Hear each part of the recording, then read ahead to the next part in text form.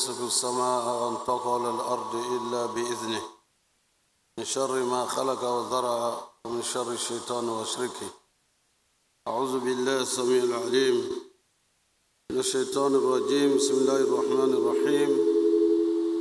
إن الحمد لله نحمده ونستعينه ونستهديه.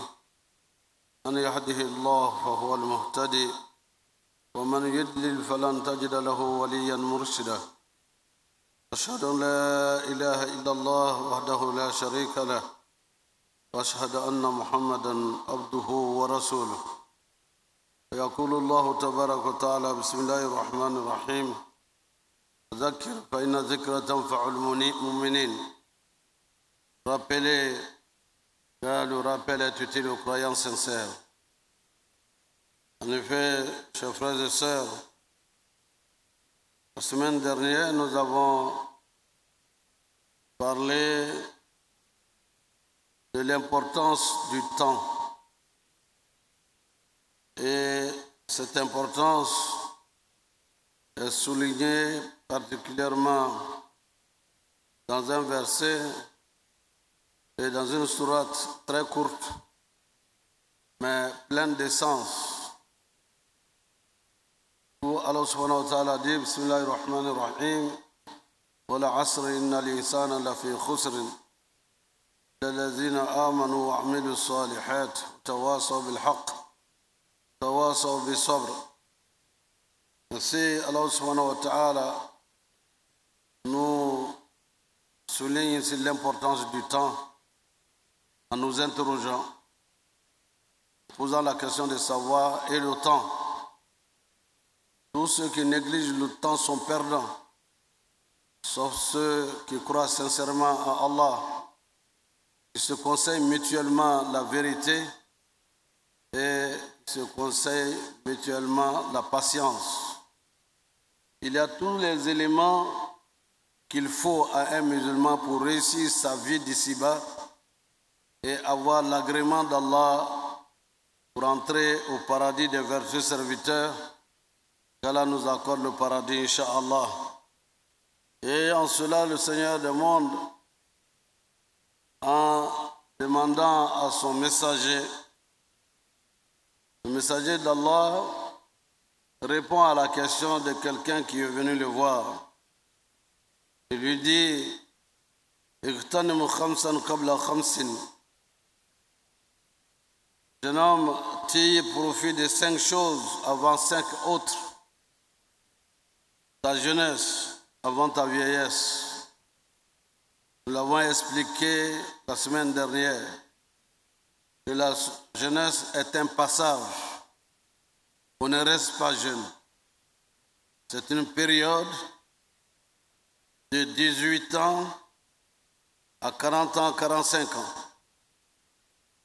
Il faut remplir cette période de bonnes actions. C'est dans cette période de temps que l'on construit sa vie par les études, par l'apprentissage et par la connaissance des éléments qui peuvent nous aider à réussir dans notre vie. Si ce moment-là passe, vous êtes à 60 ans, dans ce moment-là, vous courez derrière la vie alors que la vie vous a donné déjà d'eau. À un certain âge, la vie est à côté de vous. Vous devez la saisir et vous faire face. Vous vous demandez, c'est maintenant qu'il faut tirer le meilleur de ce que vous pouvez faire physiquement, intellectuellement, socialement, culturellement, économiquement. Elle est à votre portée, non pas pour jouer, pour se distraire, pour dire, comme on l'entend souvent, il faut tuer le temps. On va s'asseoir pour tuer le temps. Alors qu'en voulant tuer le temps, c'est vous-même que vous êtes en train de tuer. Vous êtes en train de vous suicider en laissant le temps passer sans faire quelque chose. Alors que les meilleurs des hommes d'action, des femmes d'action, se font tellement occuper et occupent tellement leur temps qu'ils ne voient pas le temps passer. Et ça, ce qui leur fait dire qu'ils ont plus d'activités à faire que de temps dont ils disposent. Al-wajibat akthar min al-awqat. Al-wajibat akthar min al-awqat. Se lever le temps. Vous avez un emploi du temps de la journée. Voilà ce que je dois faire au réveil. Après la prière, qu'est-ce que je fais? Jusqu'à 18h, jusqu'à 19h, le temps doit être meublé de bonnes choses. Et c'est tout, en fait, ce verset ou cette petite sourate, certains compagnons du prophète sallallahu alayhi wa sallam ont exprimé la profondeur de cette sourate en disant que même s'il n'avait été révélé que cette sourate, que cela suffisait pour avoir à remplir sa vie de bonnes choses, et cela suffirait pour préparer la vie de l'au-delà pour aller au paradis. Et la répartition maintenant que vous avez vue et que nous voyons, ta jeunesse, qu'est-ce que tu en fais? Ta santé, ça sert à quoi d'être en bonne santé? Si tu ne le sais pas, fais un tour à l'hôpital pour voir que depuis le début de l'année, il y en a qui sont couchés sur leur dos. Si quelqu'un ne les déplace pas, ils ne peuvent pas se déplacer. Il y en a qui ont leurs pieds en l'air depuis 6 mois. Ils ne peuvent pas faire autrement. Et il y en a qui sont entre la vie et le trépas. Depuis combien de mois? Et toi, tu as marché pour y aller et tu es retourné chez toi. Tu n'as pas remercié Allah parce qu'il t'a donné la bonne santé. Qu'est-ce que tu en fais? Dieu te permet de te lever à 3 heures du matin. Je n'ai pas sommeil. Oui, Dieu veut dire qu'il faut se lever pour converser, pour échanger avec lui, pour lui présenter tes doléances, ta santé, avant ta maladie. Dieu t'a donné un peu d'argent, un peu de moyens. Qu'est-ce que tu en fais? Est-ce que tu fais ta zakat convenablement? Si à la fin de l'année, tu as 350 000 francs sur ton compte, ou tu as plus, tu enlèves 2,5%. Tu es entrepreneur, tu as un marché, tu as tu as terminé le chantier.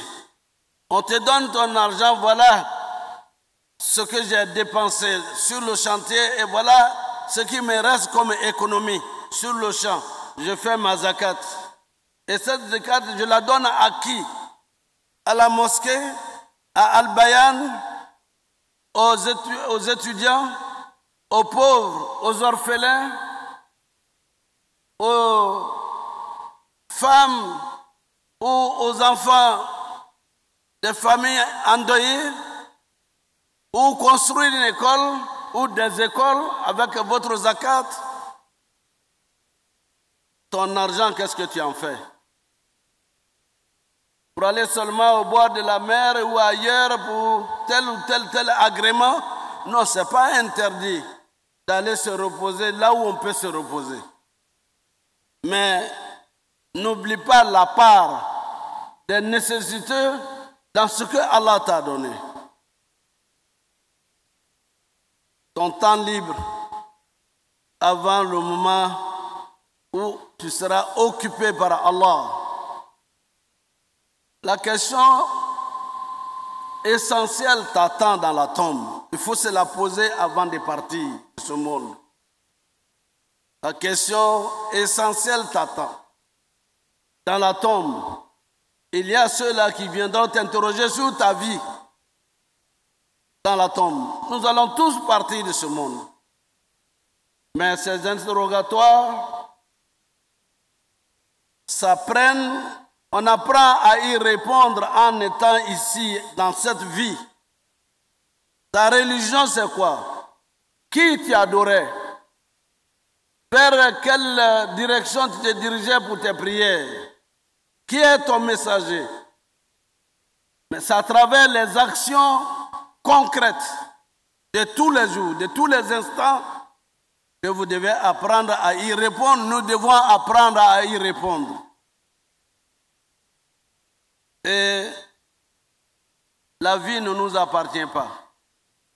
C'est pour cette raison, chers frères et sœurs, que la question, lorsque nous répondons à toutes ces interrogations, il se pose la question de la sincérité dans les actes.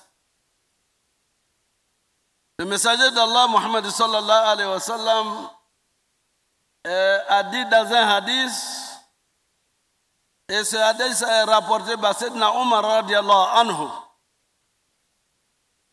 qui nous dit إنما الآمال بالنيات فإنما لكل امرئ ما نوى فمن كانت هجرته إلى الله فهجرته إلى الله ومن كانت هجرته لدنيا يصيبها أو امرأة ينكحها فهجرته إلى ما هاجر إليه.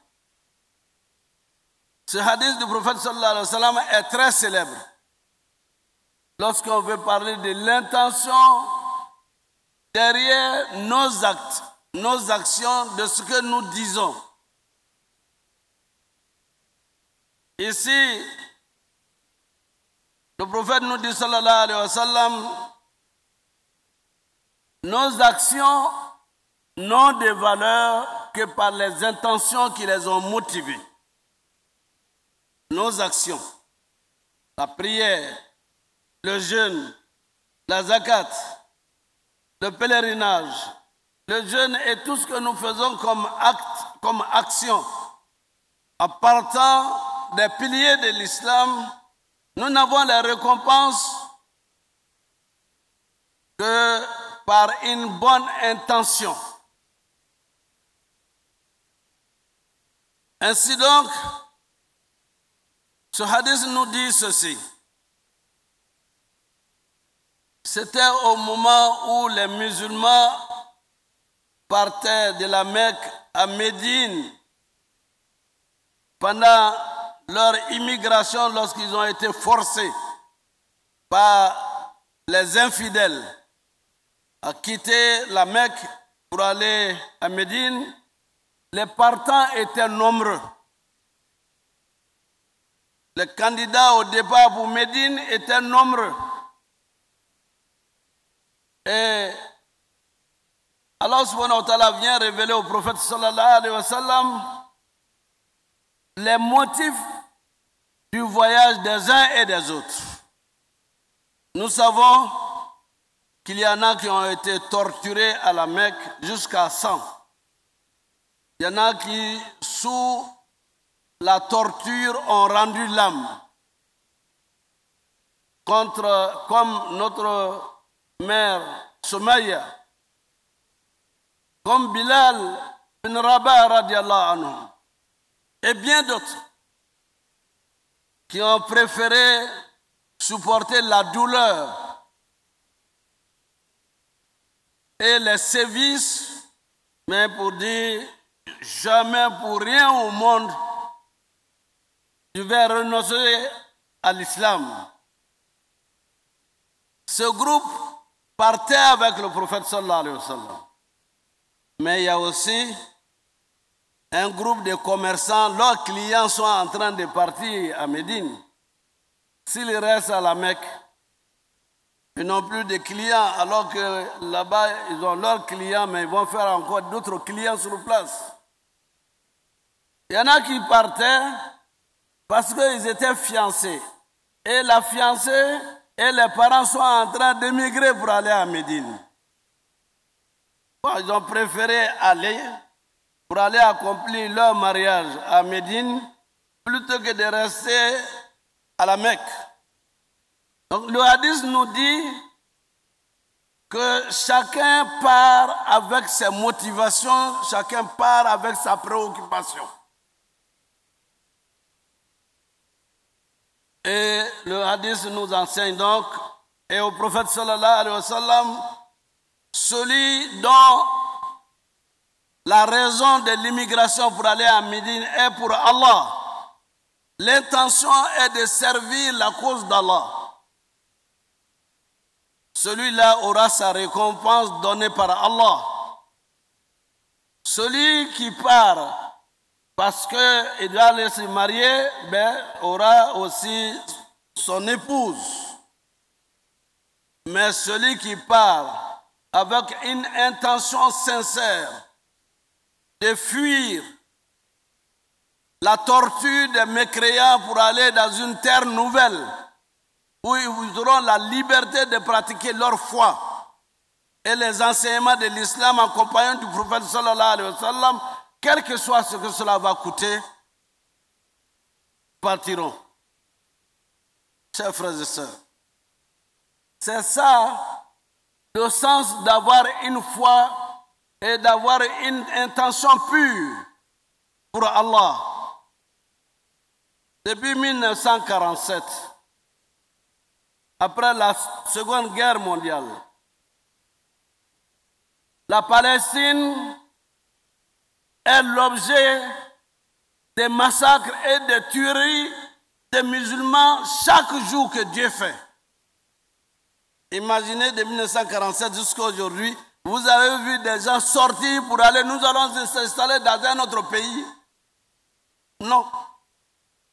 Ils croient en ce que le Coran leur a dit, de l'importance de Quds, de l'importance de l'ascension céleste du prophète sallallahu alayhi wa sallam de cette terre jusqu'à la rencontre d'Allah subhanahu wa ta'ala.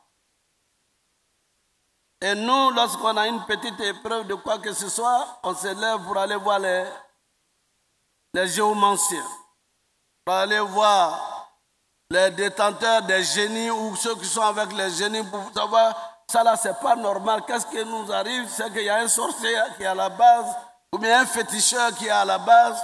C'est pas ça la préoccupation du vrai musulman. Innama al-a'mal binniyat wa innama likulli imrin ma nawa. Nos actions n'ont de valeur que par les intentions qui les ont motivées. La sincérité est à la base de ce succès et de l'agrément d'Allah subhanahu wa ta'ala. Et ce que nous constatons, on peut le savoir. Qu'est-ce qui est fait par ostentation, par orgueil, et qu'est-ce qui est fait pour plaire à Allah? Vous qui arrivez à vous soustraire de votre sommeil à 2 heures du matin, à 3 heures du matin, à 4 heures du matin, personne n'est là pour contrôler ce que vous faites. Votre intention est de plaire et d'être devant Allah et dit qu'il est l'omniscient, l'omnipotent, sans égal, et devant lui, vous dites Hasbunallahu wa ni'mal wakil. Je me confie à Allah, il est le meilleur secours. En ce moment, Allah te répond. Oui, je suis là pour te secourir. Dans la douleur, dans la détresse.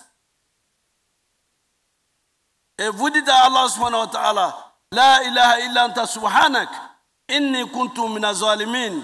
Vous exprimez votre faiblesse et vous exprimez vos soucis. Allah subhanahu wa ta'ala écoute et dit, je réponds à ton appel. Tout être humain est sujet à commettre des péchés et des erreurs. Je te pardonne et je t'accorde ce que tu me demandes. Pour toi, pour tes enfants, pour ta famille, pour ton pays, pour l'islam. Hasbi Allah la ilaha illa huwa. Alayhi tawakkaltu wa huwa rabbul arshil azim. Alayhi tawakkaltu.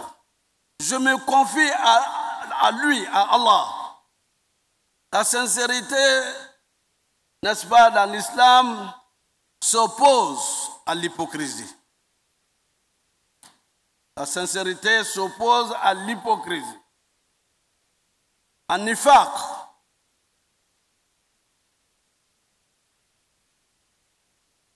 Le prophète sallallahu alayhi wa sallam nous enseigne à ce niveau.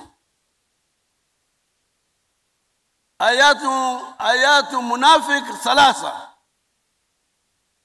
Les signes de l'hypocrite et de l'hypocrisie sont de trois ordres. L'hypocrite, iza haddasa kazaba. Quand il parle, il ment. Le mensonge est un des signes de l'hypocrisie. إذا كذب العبد ابتعت عنه الملائكة جيلا من جاء من فمه. Quand l'individu ment, les anges s'éloignent de lui à plus d'1 kilomètre à cause de la mauvaise odeur qui se dégage de sa bouche au moment où il ment. Les anges s'éloignent de la bouche de celui qui parle en mentant et les anges s'éloignent de lui de très loin. Parce qu'à ce moment-là, l'odeur qui se dégage de sa bouche sent très très mauvais, contrairement au musc qui se dégage de la bouche de quelqu'un qui dit la vérité.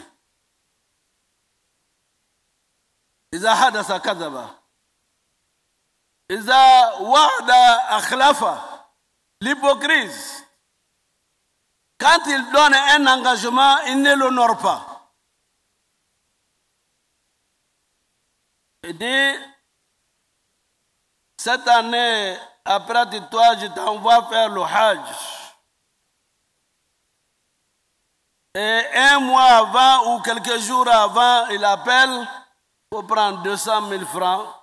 Vraiment, j'avais souhaité chose, mais j'ai une entrée qui n'est pas venue, donc je ne peux pas te faire partir. Et toi, tu as déjà annoncé aux gens cette année, alhamdulillah, Fulan Boulfounal veut m'envoyer au Hajj. Iza wa'da akhlafa. Quand l'hypocrite donne un engagement, il ne l'honore pas. Iza utumina khana. L'hypocrite, quand on lui fait confiance, il trahit. Voyez, voilà l'assiette dans laquelle on doit opposer l'homme sincère de l'homme hypocrite. Cela, le prophète sallallahu alayhi wa sallam, nous avons l'exemple. Le prophète et ses compagnons ont appris que les gens de la Mecque qui ont chassé les musulmans de leur rang et pour leur dire allez ailleurs, ils étaient en train de se préparer et préparer leur armée pour venir en finir avec le prophète et ses compagnons qui sont à Médine. Si on ne le fait pas, s'ils s'organisent mieux, ils viendront nous imposer leur religion. Ils sont partis, mais il ne faut pas qu'on les laisse. Il faut qu'on y aille. Le prophète sallallahu alayhi wa sallam, Allah lui a ordonné « Washawurhum fil amr ». Quand il y a une décision à prendre, prendre leur avis, concerte-les dans la prise des décisions. Il réunit son état-major, le groupe de confiance, il n'y a pas de problème. Abou Bakr est prêt, Ousmane est prêt, Omar est prêt, Sayyidina Ali, n'en parlons pas, et bien d'autres compagnons disent nous nous confions à Allah, nous sommes avec toi. Quoi qu'il arrive. On élargit le cercle d'information. Les gens viennent de partout. Oh, il y en a qui sont en train d'élaborer une autre stratégie. Il faut qu'on montre à Mohamed qu'ils sont venus ici pour nous venir nous donner un conflit. Faisons semblant de nous mobiliser autour de lui et on va vous laisser, on va vous envoyer les informations après. Ceux qui sont décidés à aller empêcher les mécréants venir de la Mecque s'élèvent à une période de la nuit. Tout est préparé scientifiquement, le prophète sallallahu alayhi wa sallam, l'emplacement des guerriers, des combattants et tout. Ubay ibn Saloul, l'hypocrite en chef, à son réseau qui a parcouru la ville de Médine. Vous allez laisser vos enfants aller mourir au front à cause de ces aventuriers. Non seulement ils sont en train de nous enlever de notre religion, mais aller mourir encore. Non, vous n'allez pas. Prenez vos dispositions, faites attention. Il y avait plus de 1000 personnes qui s'étaient inscrites sur la liste des partants. Mais au moment où ils étaient proches des fronts, il n'y avait que 313 personnes. Vous voyez le rôle de l'hypocrisie. Le rôle de l'hypocrisie, c'est de montrer à l'islam qu'ils sont avec nous, mais à d'autres endroits, ils vont rendre compte. Et pour eux ainsi, ils pourront nuire à l'islam et aux musulmans. Allah subhanahu wa ta'ala instruit le prophète sallallahu alayhi wa sallam. Inna alladhina kafaru yunfikuna amwalahum liyasuddu an sabilillah. Fasayunfikunaha. Thumma takuna alayhim hasra. Thumma yughlabun. Walladhina kafaru ila jahannam yuhsharun. Allah dit à son messager, ceux qui ont mécru à Allah, y compris les hypocrites, dépensent des fortunes énormes pour arrêter la progression de cette religion. Ils vont dépenser d'énormes choses encore davantage. Ils seront vaincus. Ils seront vaincus, ils seront perdants et ils seront vaincus. Et Dieu fera en sorte qu'après leur rappel à Allah, ils seront tirés sur leur dos pour les amener en enfer. Les hypocrites et les mécréants qui croient en islam, en Allah dans la bouche, alors qu'au fond d'eux-mêmes, ils croient en autre chose. Il dira quelque chose, ils vont trouver tahsabunahu haynan wa huwa inda Allah azim. Ils prenaient certaines choses comme vraiment c'est banal, alors qu'auprès d'Allah cela est énorme. Ça se sent en quoi? Ceux qui ont la ferveur, qui ne manquent pas à la prière de vendredi, quand on leur dit vous avez trop de bagues, le prophète n'en avait pas. Vous avez trop de groumettes. Ils enlèvent et mettent dans la poche, mais quand ils sortent, ils vont remettre. Alors que ce sont des métaux de contrat avec le diable et les génies que vous adorez sans le savoir. Vous avez une chaîne. Il y en a qui disent, mais il y a la Kaaba, la photo de la Kaaba, n'est-ce pas, au-dessus. C'est toujours contraire à la tradition du prophète sallallahu alayhi wa sallam. Et quand on va leur dire qu'avoir 3, 4, 5 bagues, le prophète n'avait qu'une seule bague à la main qui était un symbole. Et qui était même en même temps aussi son cachet. On dit, ah non, mais c'est en argent. Qui vous a dit que c'est parce que c'est en argent? C'est ça seulement qu'il faut. Il faut donc être sincère dans la pratique de l'islam. Ne pas pratiquer l'islam à moitié et l'autre moitié, on le laisse à d'autres choses et à d'autres personnes. Chers frères et sœurs, Vous êtes sincères parce que vous êtes au rendez-vous tous les vendredis.